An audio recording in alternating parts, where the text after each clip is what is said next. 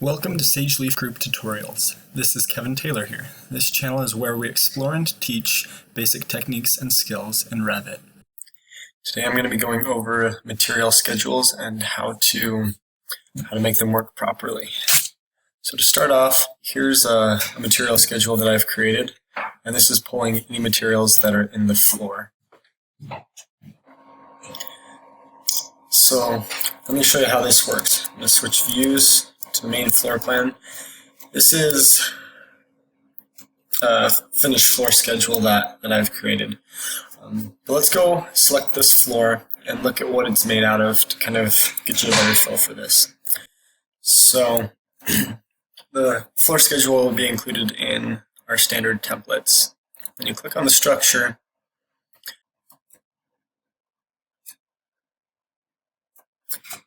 so notice here that in the materials, it's very specific. So we've got a TGI 11 7/8 inch at 16 inches on center, and plywood sheeting 3/4 inch.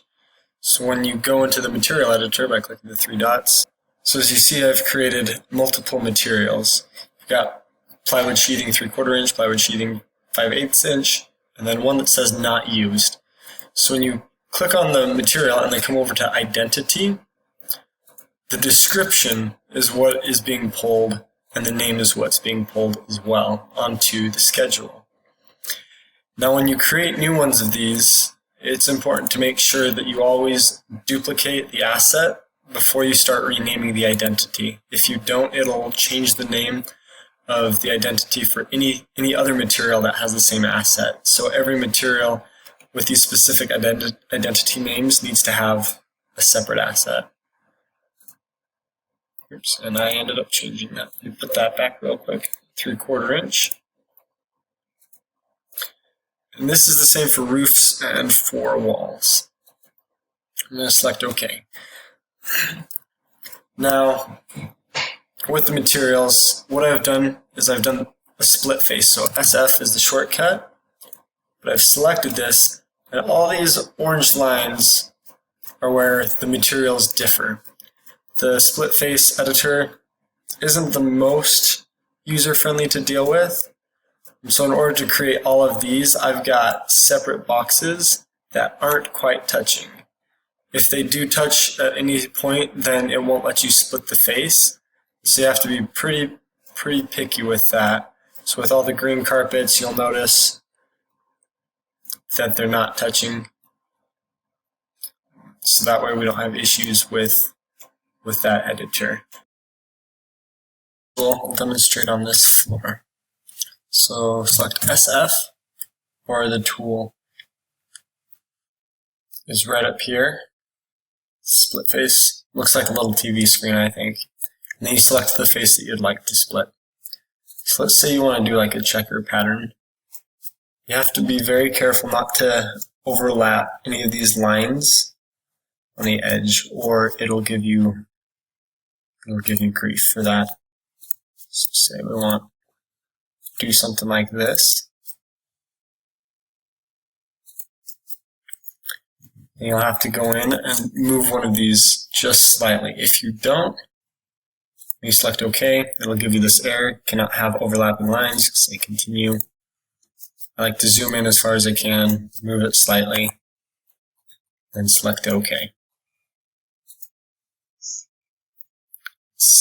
Saying over here there's a problem. So zoom in, see what happened. I think it probably moved the line with us. It did. So we'll select these, move that line away. And then we can trim this up. Okay, we'll see if it'll do it now. Zoom out a little bit more. It's probably saying, oh, still giving me troubles. Nothing's connected there. Let's check this other side. Oh, maybe it's up here. Nope, not intersecting that line. It's got to be this side over here. And it's not.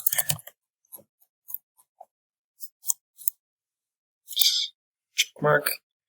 Cannot have overlapping lines. delete these here real quick just to make sure we're good there. Oops.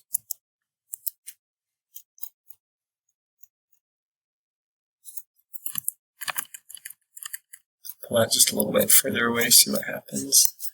Use the trim tool. Really, it's just a bunch of fiddling to figure out what you did wrong. These two, then these two. Trimming that. Let's see what it says now.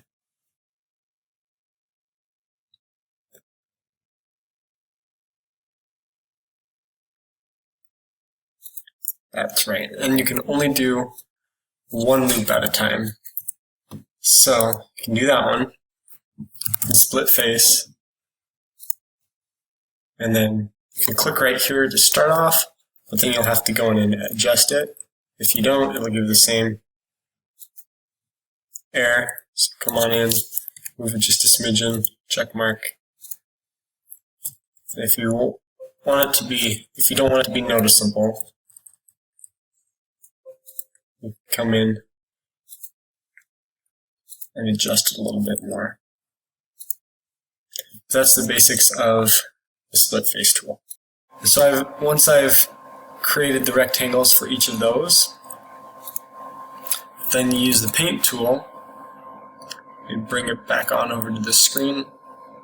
So I've done carpet 1, carpet 2, and then I've got luxury flooring as well. And then you can just paint those. So if you want to change this one to red, there you go. Change it back. There you go. And so this is after I've split all the faces. You also notice,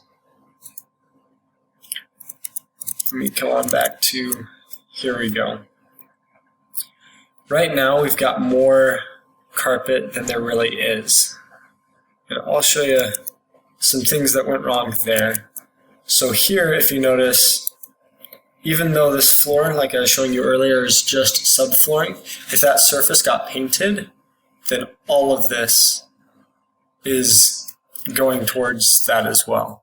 So in order to remove the paint, you can click the little dots here on the remove paint icon and then select that. And then when we go back over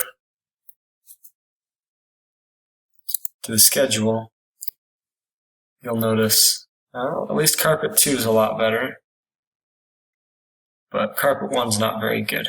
So we're going to go and solve that real quick. So what I've done is I actually went ahead and did this beforehand to show you what it does when that happens, or when you assign an actual material to a floor. So here in this floor type, I've put carpet there. So even though you've got the face being split, it'll add up the entire area to the floor finish schedule. So what we'll actually want to do is go in and remove this. Or what I'm actually going to do instead of that, because then I'll have to repaint the surface. So I'm going to change this to 5/8 plywood, or 3/4 inch.